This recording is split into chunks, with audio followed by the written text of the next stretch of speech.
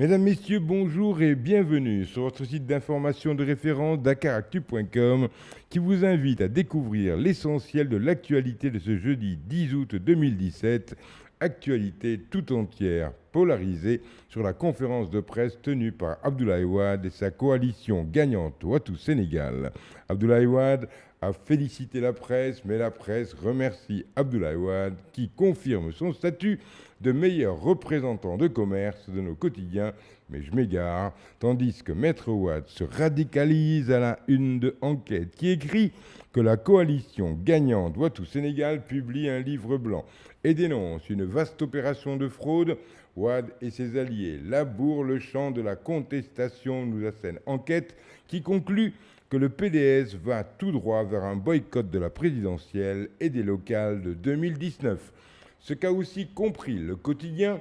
qui barre sa une de ce titre, Organisation des élections, Wade repart en campagne. Titre résumé par Sucré Salé, qui dans son billet d'humeur écrit, non sans humour, que Laye Bazin a décidé qu'il n'avalera plus la poussière des routes de campagne si c'est Macky qui pilote les élections, vu le déroulement calamiteux des dernières législatives. Mais dans un clin d'œil, le quotidien nous dit que si Ndiambor se retire de la course, c'est pour des motifs plus triviaux. En effet, à 93 ans en 2019, il a peu de chances de convaincre les Sénégalais de voter pour lui. Mais le quotidien fait parler Wade et lui permet d'expliquer que cette fraude est partie du référendum de 2016 qu'a connu un taux d'abstention de 70%. Et citant Abdoulaye Wade précise que le gouvernement, sachant que s'il allait aux élections avec ce fichier, il allait perdre, a prétexté un nouveau stock mort pour procéder à la refonte du fichier.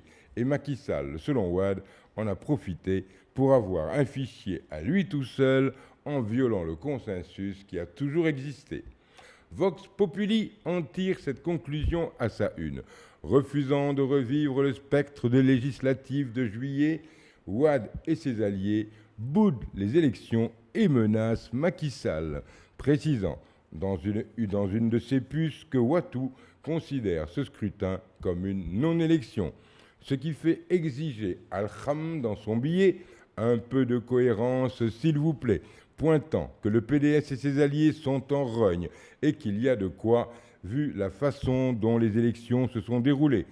Quoi pour le pouvoir, sabotage pour l'opposition, est-ce suffisant pour faire table rase du scrutin, ce qui, selon Vox Populi, équivaudrait à demander l'euthanasie à une personne touchée par une gangrène. Cependant, Al-Kham, dans son billet de Vox Populi, n'est pas dupe et parle de surenchère, affirmant qu'ils vont participer à une élection si elle avait lieu demain, demandant à Wade et ses alliés d'aller jusqu'au bout et que, quitte à ne pas en reconnaître les résultats, autant boycotter la législature jusqu'au bout. Wallobok, s'ils ont autant de dignité, ils se doivent d'être cohérents et conséquents, ne pouvant écracher dans la soupe et la boire, concluant perfide, mais puisqu'ils ont besoin de ces postes de députés et des avantages qu'ils octroient, à vous, selon Vox Pop, où se niche la supercherie. Pour l'As quotidien,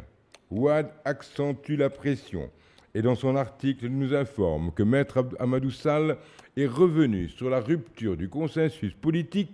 sur le processus électoral, sur la distribution partielle des cartes d'électeurs, sur l'instrumentalisation de l'administration et sur le non-vote des primo-inscrits, sans oublier le sabotage du vote à tout bas des procédés qui, selon l'avocat, entrent dans le cadre d'une vaste fraude électorale orchestrée par Macky Sall et Abdoulaye Daouda Diallo. L'Observateur reste dans la même veine et relate comment Maître Wade décèle les éléments de fraude de Macky Sall. L'Observateur